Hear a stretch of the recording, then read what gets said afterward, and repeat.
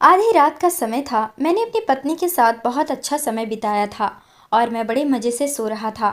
लेकिन बीच रात मेरी आंख खुल गई और यह देखकर हैरान रह गया कि मेरी पत्नी बिस्तर पर नहीं थी। मुझे लगा कि शायद वह बाथरूम में गई होगी, लेकिन बाथरूम का दरवाज़ा भी खुला हुआ था और नज़र आ रहा था कि अंदर कोई नहीं है।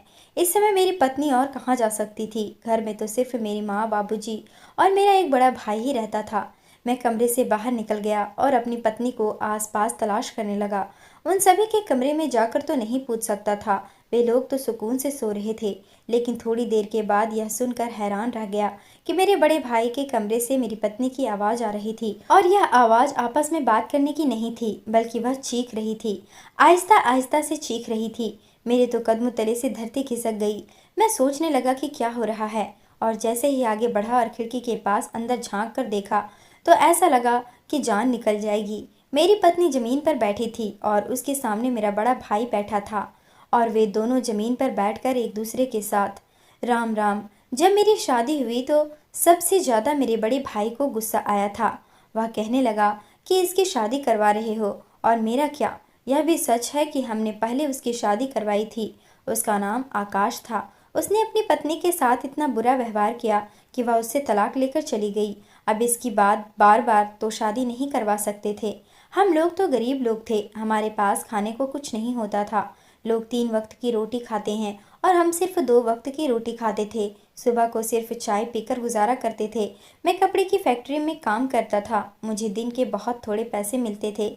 मेरी माँ भी अब तक उसी फैक्ट्री में काम करती थी, लेकिन अब उसे मना किया था कि आप काम ना करो, आपकी उम्र नहीं है काम करने की।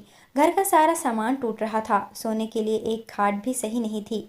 इसलिए शादी की थी कि लड़की आएगी तो अपने साथ कुछ सामान लेकर आएगी। मेरी पत्नी का नाम रेखा था। बहुत ज़्यादा सुंदर थी और कम उम्र थी। उसकी उम्र शायद 19-20 साल होगी और मैं 27-28 का होने वाला था। मेरा बड़ा भाई तो 30-35 साल का था। उसकी जब शादी करवाई तो वह भी कम उम्र का ही था। लेकिन अब उसकी पत्नी तो भाग गई, तो इस बात को भी 5 साल हो गए थे। उसने कहा कि मेरी शादी करवा देते। मैं बड़ा था। मेरी माँ ने कहा कि तू बड़ा था तो पहले तेरी शादी करवाई थी, लेकिन तूने उस लड़की को अच्छे से नहीं रखा। तेरा एक मौका जाया हो गया। अब इसकी बारी है। यह 30 का हो जाएगा तो तब इसकी शादी करवाएंगे क्या। मेरी पत्नी मेरे घर आ गई और मैं उसके साथ बड़ा खुश था। लेकिन तब तक कि ही जब तक मेरी पत्नी ने एक अजीब सा काम करना न शुरू कर दिया। रात होती तो वह बिस्तर पर नहीं होती थी। मुझे लगा कि बाथरूम में होगी, या फिर मेरी माँ ने उसे किसी काम में लगाया होगा। मेरी माँ को जगराते रखने का बहुत शौक था। बहुत पूजा पाठ करती थी। माता रानी का जगरात रखती थी। रात रात भर जगती रहती थी और पूजा करती रहती थी ताकि इस घर के हालात बदल जाए। लेकिन इस घर के हालात फिर भी नहीं बदलते थे। मुझे लगा कि शायद मेरी पत्नी को भी अपने साथ लगा लिया है, पर उसने कहा कि नहीं, ऐसा तो कुछ भी नहीं है। एक दिन तो मैं कमरे से बाहर ही निकल गया। अपनी पत्नी को तलाश करने के लिए इधर उधर फिर रहा था, लेकिन देखा तो थोड़ी देर बाद खुद ही मेरे कमरे की तरफ आ रही थी। मैंने कहा कि कहाँ गई थी, तो कहने लगी कि बाथरूम तक गई थी। मैंने कहा कि मेरे कमरे में है ना बाथरूम, उधर चली जाती। उसने कहा कि नहीं, वहाँ की नल खराब है। लेकिन जब सुबह मैं उठकर बाथरूम में गया तो मैंने देखा कि नल तो बिल्कुल ठीक था। मैंने अपनी पत्नी से कहा कि तुम तो कह रही थी कि नल खराब है, लेकिन यह तो ठीक है। उसने कहा कि हाँ, फिर ठीक होगा, शायद मेरे से खुल नहीं रहा था। मेरे में इतनी जान नहीं है ना। मैंने कहा कि हाँ, तुम्हारी सारी जान कहाँ निकल जाती है, वह तो मुझे पता ही है। मैं तो उसकी हंसी मजाक करने लगा, पर मुझे क्या पता था कि मामला बड़ा गंभीर था। सुबह हम सब नाश्ते के टेबल पर बैठे थे तो मेरी पत्नी सबके लिए नाश्ता लेकर आ रही थी, जब अचानक से ही उसका पैर मुड़ गया। मैंने उसे पकड़कर बैठा दिया। मेरा भाई भी पास ही बैठा था।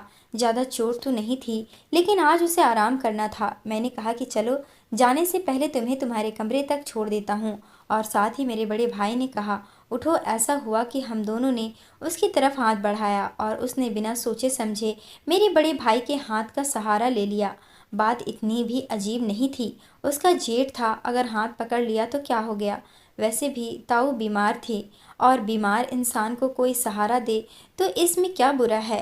पर उसको मेरा हाथ पकड़ना चाहिए था, मेरे भाई का नहीं। मैंने उससे यह बात नहीं की, पर मैं पूरा दिन इसी बारे में सोचता रहा। हमारी हालात बहुत बुरी थी। शादी वाले घर होने के बावजूद भी हमारे पास कुछ भी नहीं था। 2-4 दिन अच्छे गुजर गए। उसके बाद ही मेरी पत्नी को पता चल गया कि इनके घर में तो खाने को भी कुछ नहीं होता। वह भी गरीब घर से थी, अपने साथ सिर्फ सामान ही लाई थी, कोई गहने नहीं लाई थी। उसने कहा कि आप अपनी किस्मत बदलने की कोशिश भी नहीं करते। मैंने कहा कि कैसे बदलेगी किस्मत? तो उसने कहा कि आप कब से उस फैक्ट्री में काम कर रहे हो? मैंने कहा कि जब मैं बहुत छोटा था तब से, और आपकी पगार अभी भी उतनी की उतनी है। तो मैंने उसे बताया कि ऐसी फैक्ट्री में पगार नहीं बढ़ती है, क्योंकि काम करने के लिए बहुत से मजदूर होते हैं। हम पगार बढ़ाने की बात करेंगे तो वे हमें निकाल देंगे। कभी कभी मुझे कहती थी कि अपनी हालात खुद बदलनी पड़ती है, अपनी किस्मत को खुद बदलो, कुछ कर लो। मैंने कहा कि तुम्हारे पति को कुछ भी नहीं आता, ना मैं पढ़ा लिखा हूँ, ना ही मेरे पास कोई डिग्री है, और इसके अलावा मुझे कोई हुनर भी नहीं आता। बस फैक्ट्री में कपड़े ही पैक कर सकता हूँ और इसी बात के पैसे मिलते हैं, और एक वक्त का खाना भी मिल जाता है। वह कहती थी, तुम्हारा बड़ा भाई क्या काम करता है? तो मैंने कहा कि पहले काम करता था, अब कोई काम नहीं करता, अब हमारे पैसों पर राज करता है। लेकिन वह भी तुम्हारी तरह कहता है कि कुछ करते हैं, पर उसको कौन समझाए कि पैसा कमाने के लिए भी पैसे की ज़रूरत होती है। ऐसे अचानक से थोड़ी ना कोई बिजनेस शुरू कर लेंगे। हाँ, मुझे पता है कि लोग घरों में ही बड़ा कुछ कर लेते हैं, लेकिन उसके लिए भी पैसे की ज़रूरत होती है। पैसे से ही पैसा कमाया जाता है। मैंने अपनी पत्नी को यह सब समझा दिया, और मैं चाहता भी नहीं था कि वह कहीं बाहर जाकर काम करे। वह थोड़ी बहुत पढ़ी लिखी थी, शायद मुझसे यह सब कुछ बोलकर बाद में यही कहती कि मैं नौकरी करना चाहती हूँ। लेकिन मेरी माँ ने सीधा कह दिया था कि अब उनसे घर का काम नहीं होता, वह आराम करेंगे और मेरी पत्नी काम करेगी। इसलिए मैं उसके दिमाग में यह बात आने ही नहीं देना चाहता था। लेकिन आज रात फिर ऐसा हुआ कि वह कमरे में नहीं थी। मैं बाहर आया, देखने लगा कि कहाँ गई है। छोटा सा तो घर था हमारा। एक कमरे में मेरी माँ और बाबूजी होते थे, दूसरे कमरे में मेरा भाई, और तीसरे कमरे में मैं होता था। माँ और बाबूजी का जो कमरा था उसे भी हमने एक तरफ से दीवार देकर कमरा बनाया था। नहीं तो वह कमरा नहीं था, बल्कि आंगन था। यह तो 2 कमरों वाला छोटा सा घर था, और उसका किराया भी ज़्यादा था। अब मैं उसे कहाँ तलाश करता? यह कोई बड़ा सा बंगला तो नहीं था जिसमें वह गायब हो गई थी। पर फिर मेरे कानों ने जो सुना, मैं तो हैरान हुआ कि मेरी ही पत्नी की आवाज़ थी, और यह आवाज़ मेरे बड़े भाई के कमरे से आ रही थी। मुझे ऐसा लगा कि मेरी ज़िंदगी अभी से ही बर्बाद हो गई है। मेरी पत्नी को मेरे बड़े भाई के कमरे में जाने की क्या ज़रूरत थी, वह भी रात के इस वक्त? और मुझे बताए बगैर चुपके से बिस्तर के ऊपर से उठ गई और जाकर मेरे बड़े भाई के कमरे में बैठ गई। और सिर्फ इतना ही नहीं, वहाँ पर ना जाने क्या कर रही थी कि मुझे उसकी चिल्लाने की आवाज़ आ रही थी। धीरे धीरे से चिल्ला रही थी। कभी कभी यह भी कहती थी कि मुझसे नहीं होगा, और मेरा भाई कह रहा था कि करना पड़ेगा और कोई रास्ता नहीं है। मैंने कमरे के ऊपर ज़ोर से दस्तक दी। मुझे बड़ा गुस्सा आ गया, लेकिन ऐसा हुआ कि लाइट चली गई। जब लाइट आई तो मैं कहने लगा, रेखा कहाँ हो? तो वह मेरे कमरे से ही निकली। यह देखकर मैं हैरान रह गया। आंखें मालती हुई आ रही थी। कहने लगी, क्या हुआ आपको? क्यों शोर कर रहे हो? मेरे बाबूजी ने भी कहा, आधी रात को क्यों अपनी पत्नी को पागलों की तरह चिल्ला कर बुला रहा है? कमरे में से ही तो आ रही है तेरी पत्नी। उसने कहा, जी बाबूजी, मैं तो कमरे में ही थी, सो रही थी। पता नहीं इनको क्या हो गया। यह देखकर मेरे कान लाल हो गए। मैं समझ गया कि मेरी पत्नी कोई न कोई खेल खेल रही है, और अब सबके सामने मुझे झूठा बना रही है। और वह भी इतनी आसानी से कह रही है कि मैं तो कमरे में थी, जबकि मैंने खुद उसकी आवाज़ अपने बड़े भाई के कमरे से सुनी थी। और वह यह कैसे भूल गई कि मैंने उसे पहले ही बताया था कि मेरे बड़े भाई से तुम्हें दूर रहना है। मैंने उसे शादी की रात ही समझा दिया था कि जब मेरी शादी हो रही थी तो मेरे बड़े भाई बहुत गुस्सा कर रहा था। वह कह रहा था कि मेरी शादी करवाओ, इसकी शादी क्यों करवा रहे हो? बहुत ही तरसा हुआ आदमी है, उसको औरतें अच्छी लगती है, लेकिन वह औरतों को अच्छे तरीके से रखता नहीं है। मैंने अपनी पत्नी को बताया था कि उसकी पत्नी तुमसे भी ज़्यादा सुंदर थी, लेकिन उसके पास ज़्यादा दिन रह नहीं पाई। उसको बिजनेस के तरीके सुना सुना के पागल कर देता था, शायद इसलिए वह भाग गई। जब मैंने उसे कहा था कि उसे मेरे बड़े भाई से ज़्यादा बात भी नहीं करनी, तो वह उसके कमरे में चली गई और अब झूठ बोल रही थी। मैं सबके सामने झूठा बन गया। मेरा बड़ा भाई भी आंखें मलते हुए बाहर आया और कहने लगा कि क्या नाटक लगा रखा है तुम लोगों ने, क्या हो गया आधी रात को। मैंने कहा कि कुछ नहीं, मैंने बुरा सपना देखा था। मैंने पत्नी का हाथ पकड़ा और वापस कमरे में आ गया, पर मैंने उसे यह भी नहीं कहा कि तुम कहाँ थी, क्योंकि जब वह सबके सामने इतना बड़ा झूठ बोल सकती थी तो अभी उसने कौन सा सच बोलना था। मुझे तो यह खुद ही पता लगाना था कि यह सब कैसे हुआ है और वह यह सब कैसे कर रही है, क्यों कर रही है। अगर ऐसा कर रही थी तो बहुत बुरा कर रही थी। अभी हमारी शादी को वक्त कितना हुआ था और वह मेरे बड़े भाई के कमरे में चली जाती थी, वह भी रात के समय, और जिस तरह की आवाज़ आ रही थी, राम राम, यह मेरे साथ क्या हो रहा था। मेरे दिमाग में यह बात ना आती तो और क्या बात आती। मैं मन ही मन कूढ़ने लगा, रोने लगा, क्योंकि मैं अपनी पत्नी से बहुत प्यार करता था। अगर मैं उसे कहता कि तुम यह सब कुछ कर रही हो तो वह नाराज़ होकर मुझे छोड़कर चली जाती, तो फिर मैं क्या करता। इस घर में तो पहले ही किसी का बद्दुआ लगा हुआ था कि किसी की पत्नी भी ठीक से नहीं रहती थी। मेरी माँ ने मेरी बाबूजी के साथ भी बड़ा मुश्किल वक्त गुजारा था। वह उन पर हाथ भी उठाते थे और मेरे भाई के कमरे से भी ऐसी ही आवाज़ें आती थी। पर मेरे भाई में ऐसा क्या किया था कि मेरी पत्नी उसके कमरे में खुद उठकर जाती थी। वह मेरे कमरे में आकर मेरी पत्नी को लेकर तो नहीं जाता था। एक दिन मैं घर आया तो वह दोनों बैठे चाय पी रहे थे, घर के बाहर ही बैठे थे। ऐसा नहीं था कि किसी कमरे में बैठे थे, और अगर साथ बैठकर चाय पी रहे थे तो इसमें भी ऐसी कोई बात नहीं थी। आखिर ये दोनों घर के पास थे, साथ बैठकर चाय पी सकते थे। पर मुझे देखकर गुस्सा आ गया, क्योंकि मेरे दिमाग में तो पहले वाली बात थी। मैंने कहा कि यह क्या कर रही हो तुम, यहाँ बैठकर मेरे आने का इंतज़ार नहीं कर सकती थी। बड़े भैया के साथ बैठे चाय पी रही हो, मेरे लिए भी चाय बना कर लाओ। उसने कहा कि आपके लिए भी चाय बनाई है, अभी अभी ही हम पीना शुरू हुए थे, आपके लिए लाती हूँ, आप भी हमारे साथ बैठ जाएं। मुझे बोलने को कोई बात नहीं मिली तो मैं भी साथ बैठ गया। पर अब वह लोग बातें नहीं कर रहे थे, जबकि मैं घर में दाखिल होते ही मुझे उनकी हंसी की और बातें करने की आवाज़ आ रही थी। मुझ पर बहुत ज़्यादा कर्ज भी था, मैं बड़ा परेशान रहता था। मैंने अपनी पत्नी को यह बात भी बताई थी। कम से कम वह मेरी इस बात का ख्याल कर लेती। पहले ही पति परेशान है, कर्ज की वजह से बहुत ज़्यादा मेहनत करनी पड़ती है।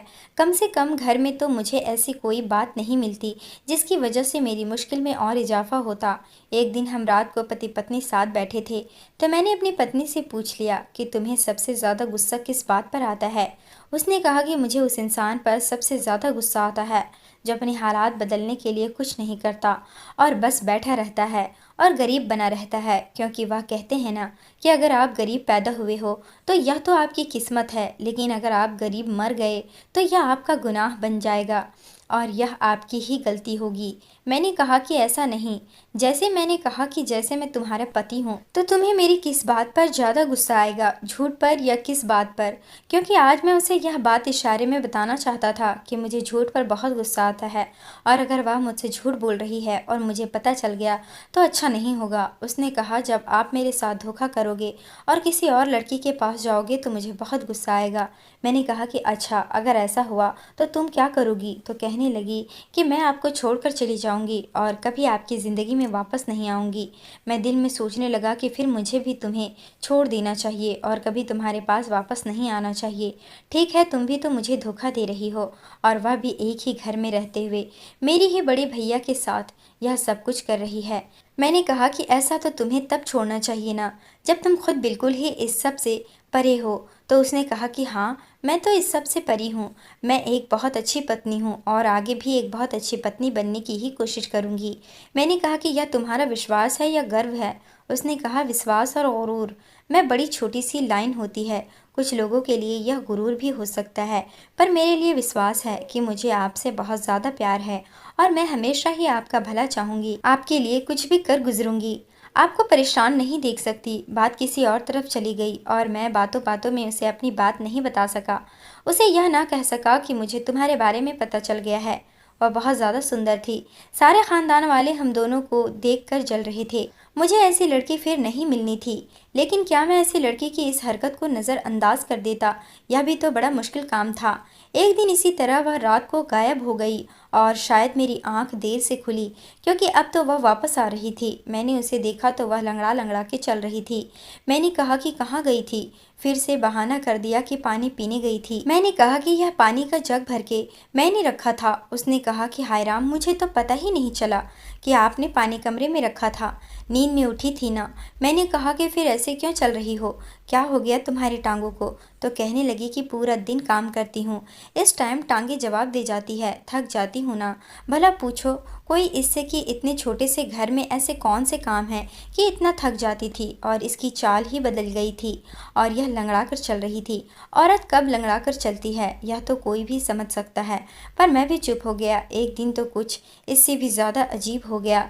जिस आदमी को मैंने कर्जा देना था उसने मुझे सुबह से तंग कर रखा था। वह बार बार मुझे फ़ोन कर रहा था, लेकिन मैं पैसे नहीं जोड़ पाया था। सोचा कि शाम को उसके पास चला जाऊंगा और कोई बहाना करके उसे थोड़ा समय मांग लूंगा। लेकिन जब मैं उसकी दुकान पर गया तो बहुत डर भी रहा था, मुझे बातें सुनाएगा और मेरी उसकी नज़र में कोई इज्जत नहीं है। लेकिन उसने मुझे अपने पास बिठाया और चाय भी पिलाई। मैंने कहा, क्या हो गया सेठ साहब, आज आप बड़े खुश हैं? उसने कहा, हाँ देखो, हम किसी को पैसे देते हैं तो हमें भी पता है कि वह पैसे पूरे तो वापस नहीं कर सकता एक साथ, लेकिन थोड़े थोड़े करके दे तो हमें कोई आपत्ति नहीं है, जैसे तुमने किया है। मैंने कहा, क्या मतलब? उसने कहा, तुम्हारी पत्नी। उसने कहा कि वह तुम्हारे कर्ज को किस्तों में दे दिया करेगी और एक किस्त देकर गई है तो बस मुझे पैसे मिलते रहे, मुझे और क्या चाहिए। लेकिन अगर तुम खामोश हो जाओ और मुझे बताओ कि नहीं, कि पैसे क्यों नहीं दे रहे, तो फिर मुझे भी मसला होता है। लेकिन अगर किस्तों में पैसे मिलते रहे तो कोई मसला नहीं है। उसने पहले किस्त दे दी है, इसलिए मैंने तुम्हें दोबारा फ़ोन नहीं किया। फिर तुम दुकान पर क्यों चले आए? अब अगले महीने ही आना किस्त लेकर। यह तरीका भी वैसे अच्छा है, पैसे आते रहे तो ऐसे हम काम चला लेंगे। तुम परेशान नहीं हो? उसने मेरे कंधे पर हल्की सी थपकी दी और मैं हैरान रह गया कि मेरी पत्नी के पास इतने पैसे कहाँ से आए। मैंने कहा, सेठ साहब कितने रुपए की किस्त बनाई है आपने? उसने कहा, देखो तुमने मुझसे 1 लाख रुपए लिया था अपनी शादी के लिए, तो मैंने 10,000 की किस्त बनाई है और तुम्हारी पत्नी ने कहा है कि हर महीने वह 10,000 दिया करेगी। जब मैंने 10,000 का नाम सुना था मैं और परेशान हो गया। हर महीने 10,000 का इंतज़ाम करना हमारे लिए ऐसे ही था जैसे हम सारे घर वाले खाना नहीं खाते और बस पैसे रखते, तब कहीं जाकर शायद 10,000 बन जाते। मेरी पत्नी के पास इतने पैसे कहाँ से आ गए? मैं घर आया तो मैंने कहा, आज तुम कहाँ गई थी? उसने कहा, मैंने कहाँ जाऊँगी, अम्मा के घर जाने का दिल कर रहा था लेकिन वहाँ भी नहीं गई, किराए के पैसे लगते हैं, घर यहाँ से दूर है। मेरी पत्नी ने तो पहले ही झूठ बोल दिया कि वह तो कहीं गई ही नहीं थी। इसका मतलब कि उसने दूसरे सवाल पर भी झूठ ही बोलना था और तीसरे पर भी झूठ बोलना था। मैंने कहा, कहीं तुम आजकल कुछ ऐसा तो नहीं कर रही हो जिसकी वजह से मुझे अपनी नाक कटवानी पड़े? तो वह हैरान रह गई। उसने कहा, भगवान ना करे मुझसे कुछ ऐसा वैसा, मैं कुछ नहीं कर रही। मैंने उसकी कलाइयों में देखा तो हैरान रह गया। उसकी कलाइयों में चूड़ियाँ थी जो मिट्टी को गर्म करके बनाई जाती है और यहाँ पर काफ़ी सस्ती मिलती है, लेकिन चूड़ियों के पैसे भी उसके पास कहाँ से आए? मैंने कहा, यह चूड़ियाँ तुमने कहाँ से ली है? अगर तुम बाहर नहीं गई तो फिर यह चूड़ियाँ कहाँ से आई? अब वह थोड़ी घबरा गई और उसने कहा, वह बड़े भैया लाए थे मेरे लिए। मैंने कहा, बड़े भैया तुम्हारे लिए चूड़ियाँ लाए थे? पर क्यों? मैंने कहा, तुम्हें तो चूड़ियाँ चाहिए थी तो तुम्हें मुझे कहना चाहिए था। उसने कहा, आपके पास तो पहले ही पैसे नहीं होते हैं। मुझे बहुत गुस्सा आया और मैंने कहा, चाहे अपना खून बेच देता लेकिन तुम्हारे लिए चूड़ियाँ ज़रूर लेकर आता। जब मैंने उसे सख्त हाथ लगाया तो वह घबरा गई और उसने कहा, अच्छा अच्छा मैं उतार देती हूँ। मैंने कहा, इतने कूड़े में फेंक दो और मैं तुम्हारे हाथों में दोबारा इन चूड़ियों को ना देखूं। कुछ चाहिए हो तो मुझे बताया करो। बड़ी आई बड़े भैया से चूड़ियाँ लेने वाली। अभी शादी को 2 महीने गुजर गए हैं, अब सारे भरम खत्म गलती करोगी तो बातें सुनोगी। मुझसे और ज़्यादा चपड़ चपड़ की तो एक झप्पड़ भी मार दूंगा। अगर मुझे अपनी पत्नी की हरकतों के बारे में पता न होता तो मैं उसके साथ इस तरह से बात किया होता तो मैं रात को उसे ज़रूर मना लेता, लेकिन मुझे पता था कि वह पहले ही मुझे धोखा दे रही थी और मेरे साथ झूठ भी बोल रही थी, इसलिए मैंने उसे नहीं मनाया। वह खुद ही ठीक हो गई। अब सवाल यह था कि उसके पास पैसे कहाँ से आए। कहीं वह मेरे भाई से ही पैसे तो नहीं ले रही थी, लेकिन किस बात के पैसे? मेरा दिमाग कहाँ से कहाँ जा रहा था। ऐसा लगता था मेरा दिमाग फट जाएगा। मुझे अपनी पत्नी से यह बात पूछ लेनी चाहिए थी, लेकिन वह झूठ बोलकर मुझे इधर उधर घुमा देती, क्योंकि झूठ तो वह बहुत बढ़िया बोलती थी। इसलिए मुझे यह पता लगाने की ज़रूरत थी क्या हो रहा था। मुझे उनके कमरे में किसी तरह से झांकने की ज़रूरत थी, या मैं अंदर कोई कैमरा लगा देता या देखता कि मेरी पत्नी जब रात को उठकर मेरे बड़े भैया के कमरे में चली जाती है तो वह वहाँ पर क्या करती है। मैं अपने बड़े भाई के पास बैठा था, वह अपने फ़ोन में बिजी था और मैं उसको देख रहा था और सोच रहा था कि इसको क्या मिलेगा। मेरा घर बर्बाद करके इसको शादी करने का इतना शौक है। उनमें मेरी ही पत्नी को अपनी बातों में लगा लिया। अगर ऐसा था तो बाहर से किसी लड़की को पटा लेता, लेकिन इतना तो यह इस काबिल नहीं था। अब तो इसकी उम्र भी ज़्यादा हो गई थी, शक्ल की भी बात नहीं थी, इतना कोई अच्छा भी नहीं था। उसने कहा, क्या देख रहा है छोटे? मैंने दिल में सोचा कि छोटे कहते और छोटे के घर को ही बर्बाद कर रहे हो। मैंने कहा, कुछ नहीं बड़े भाई। तो साथ ही उसने अजीब सी बात कर दी। उसने कहा, तेरा सारा कर्ज उतर जाएगा तो फिक्र मत कर। मैं हैरान रह गया। मैंने कहा, तुम्हें क्या मेरे कर्ज से लेना देना? किसने कहा तुम्हें कि मुझ पर कर्ज है? किसने बताया तुमको तुम मेरा कर्ज उतार रहे हो? उसने कहा, नहीं मैं नहीं उतार रहा, लेकिन मुझे लगा कि आज तो घर पर इस वजह से परेशान है, इसलिए मैं तुम्हें कह रहा था। और जिससे तूने कर्ज लिया उससे मैंने भी थोड़ा बहुत कर्ज लिया था, तो उसके पास आज चला गया था, वही बता रहा था कि आपके भाई ने कर्ज लिया है। मैंने कहा, ठीक है, मेरे सर में बहुत दर्द है। मैं अपने कमरे में आ गया। मुझे समझ आ गया कि मेरी पत्नी ही यह सब कुछ कर रही थी, और इस सब कुछ को करने के ही वह मेरे भाई से पैसे भी ले रही थी। यानी उसने मेरे घर को चकला बना दिया था, और अब मैं उससे बात भी ना करता। मैंने सोच लिया था कि मैं उससे बात करूंगा, और अब सबूत के साथ बात करूंगा, फिर उसे अपनी ज़िंदगी से निकाल दूंगा। उसकी खूबसूरती का क्या अचार डालूंगा अगर उसके अंदर मेरे लिए वफादारी ही ना हो। मैंने सोच लिया था कि मैं उनके कमरे की खिड़की से अंदर ज़रूर देखूंगा, क्योंकि उनके कमरे की खिड़की थी। उस खिड़की के पास खड़ा होकर वीडियो बना लूँगा। मैंने पहले ही अंदर वाली कड़ी को ख़राब कर दिया और ऐसा सिस्टम बना दिया कि मैं बाहर खड़ा होकर आराम से उसे खिड़की को खोल सकता था। रात हुई तो मैं सो नहीं रहा था, अपनी पत्नी के जाने का इंतज़ार कर रहा था। वह बड़ी चालाक थी। जब वह देखती थी कि मैं गहरी नींद में चला गया हूँ तो उठकर चली जाती थी। वो इतनी चालाक, इतनी तेज़ तरार थी कि पहले चेक करती थी कि मैं सोया हूँ या नहीं, और फिर जाती थी। मैं भी तस में मस नहीं हुआ और ऐसे ही पड़ा रहा। वह उठकर चली गई और सीधी मेरे बड़े भाई के कमरे में चली गई। थोड़ी देर बाद मैं भी उसके पीछे निकल लिया। वह अंदर थी और अंदर से आवाज़ें भी आ रही थी।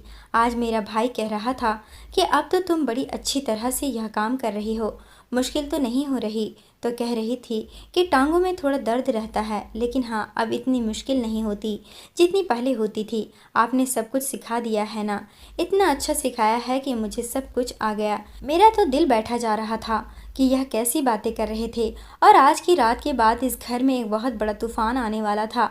जाहिर है मैंने अपनी पत्नी को आज रंगे हाथों पकड़ लेना था। मैंने फ़ोन का कैमरा भी ऑन कर लिया था। मैं बड़े आराम से खिड़की तक आ गया और खिड़की को हल्का सा खोल के कैमरा निशाने पर कर लिया, और अब मैं वीडियो बनाने लगा।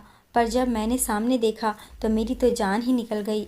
मैंने देखा कि मेरी पत्नी ज़मीन पर बैठी थी और मेरा भाई उसके सामने बैठा था। ठीक से कुछ नज़र नहीं आ रहा था। उसे कह रहा था कि हाँ, करती जाओ, बिल्कुल ठीक कर रही हो, हाँ ऐसे ही करो, हाँ देखना हाथ को कुछ ना हो जाए, देखना हाथ न जल जाए कहीं तुम्हारा। जब उसने कहा कि हाथ जल जाए तो मैं हैरान रह गया कि ऐसा कौन सा काम कर रहे हैं कि जिसमें हाथ जल सकता है। जब मेरा भाई सामने से उठा तो मैंने देखा कि मेरी पत्नी ज़मीन पर बैठी थी और उसने अपने आगे एक बिजली वाला चूल्हा लगा रखा था। साइड पर एक कच्ची मिट्टी पड़ी थी और कुछ रंग पड़े थे, और वह मिट्टी के एक लंबे से हिस्से पर रंग लगा के उसे गर्म करके हाथ से घुमा घुमा के पतला पतला कर रही थी, और मेरा भाई उनकी चूड़ियाँ बना रहा था। यह वही कच्ची मिट्टी की रंग बिरंगी चूड़ियाँ थी जो हमारे देश की शान थी और सभी लड़कियां ही पहना करती थी। इनको बनाने के लिए बस इतना ही सेटअप चाहिए होता था कि एक छोटा सा बिजली का चूल्हा हो जिसमें मिट्टी को गर्म करके उसे चूड़ी की शक्ल दी जा सके, या फिर मिट्टी की भट्टी हो। जो लोग बहुत गरीब होते हैं वह तो कोयले पर ही सिखाते हैं। मुझे याद आया कि मेरा भाई यह काम करना जानता था और पहले भी यह काम करता था। इसका मतलब कि उस दिन जो मेरी पत्नी ने चूड़ियाँ पहन रखी थी वह भी उसने खुद ही बनाई थी। यह दोनों यहाँ बैठकर चूड़ियाँ बनाने का काम कर रहे थे। मैंने तो अपना सर पकड़ लिया। अब मुझे समझ आ गया कि सब कुछ क्या हो रहा था। मेरे भाई और मेरी पत्नी ने मिलकर मेरी खातिर यह छोटा सा बिजनेस शुरू किया था जिसमें वह बैठकर चूड़ियाँ बनाया करते थे और फिर उन्हें बेच के जो प्रॉफिट आता था उससे वह न सिर्फ मेरा कर्जा उतार रहे थे बल्कि घर के खर्च में भी पैसे डाल रहे थे। मेरी आंखों में तो आंसू ही आ गए। मैंने उनके बारे में कितना गंदा सोचा था और वह मेरे लिए यह सब कुछ कर रहे थे। मैं वापस अपने कमरे में आ गया और यह सोचने लगा कि मेरी पत्नी मुझे कहती थी कि हमें कुछ करना चाहिए, घर में ही कुछ करते हैं, छोटा सा बिजनेस करते हैं, और मैं उसे कहता था कि हम कुछ नहीं कर सकते। फिर शायद उसने यह बात मेरे बड़े भाई से की होगी और उन्होंने कहा होगा कि हाँ, मुझे एक काम आता है, पर यह काम अकेले बंदे का नहीं है, तो वह उनके साथ मिलकर यह काम करने लगी। सुबह हुई तो मैंने उनके सब कुछ बता दिया कि मुझे पता चल गया। उन्होंने कहा कि हम इसलिए नहीं बता रहे थे कि फिर तुम गुस्सा करते हो। जाहिर है मैंने अपनी पत्नी को कहा था कि मेरे भैया से दूर रहना। ऐसे में अगर वह मुझे यह भी बताती कि मैं रात भर उनके साथ बैठकर चूड़ियाँ बनाती हूँ तो मैंने उसे वक्त गुस्सा ही करना था। लेकिन अब मेरी सोच बदल चुकी थी। सब कुछ तो वह हमारे लिए ही कर रहे थे। जब मैंने रोना शुरू कर दिया तो उन्होंने कहा कि तुम रो क्यों रहा है। मैंने कहा कि आप लोग नहीं जानते, मैंने बहुत बुरा सोचा था। इस बात पर उन्होंने हंसते हुए कहा कि ऐसे ही होता है, मनुष्य बिना सोचे समझे अपने पास से कहानी बना लेते हैं और उनकी ऐसी बनाई हुई कहानी हमेशा बुरी ही होती है। अरे यह तो मेरी छोटी बहन जैसी है और यह ठीक कहती है। अगर हम घर में बैठकर कोई काम करते हैं और उसे 4 पैसे कमा लेते हैं तो इसमें क्या बुरा है। अब मैं भी दिन में फैक्ट्री में काम करता और रात को उनके साथ बैठकर चूड़ियाँ बनाया करता। जैसे मेरे भाई ने यह काम मेरी पत्नी को सिखाया वैसे ही मुझे भी सिखा दिया। देखते ही देखते हमारा बिजनेस चलने लगा। हमारी चूड़ियाँ बहुत मशहूर होने लगी और अब हम इसी काम से इतने पैसे कमा लेते हैं कि मेरा कर्जा भी उतर गया है और अब हमारे घर में 3 वक्त की रोटी पकती है। हम लोग भर पेट खाते हैं और मेरी पत्नी भी बहुत खुश रहती है। वह कहती है कि भगवान ने हाथ पैर दिए हैं तो उनको चलाकर कुछ न कुछ कर लेना चाहिए। अगर इंसान गरीब पैदा होकर घर ही मर जाए तो यह भी भला कोई जीवन है। ठीक कहती है वह। मैं अपनी ज़िंदगी की कहानी आप लोगों को इसलिए सुना रहा हूँ कि आप लोग भी अपने बारे में कुछ सोचें। अगर आपको कोई काम आता है, चाहे वह काम जैसा भी है, छोटा है या बड़ा है, उसे घर में बैठकर ही करें और साथ ही मेरी कहानी से यह भी सबक लें कि कभी भी आंखों देखी पर भी यकीन नहीं करना चाहिए, क्योंकि कभी कभी आंखों देखी भी गलत हो सकती है। जब भी किसी को कुछ करते देखो तो उस पर शक ना करो, पहले देखो कि वह क्या कर रहा है, बात ही तक जाओ, उसके बाद ही कोई फैसला करो। अगर मैं उस वक्त गुस्से में आकर अपनी पत्नी के साथ कुछ कर देता, उसे कोई हानि पहुंचा देता, तो फिर मैं पूरी ज़िंदगी पछताता ही रहता। पर यह तो शुक्र है भगवान का कि मैंने ऐसा कुछ नहीं किया।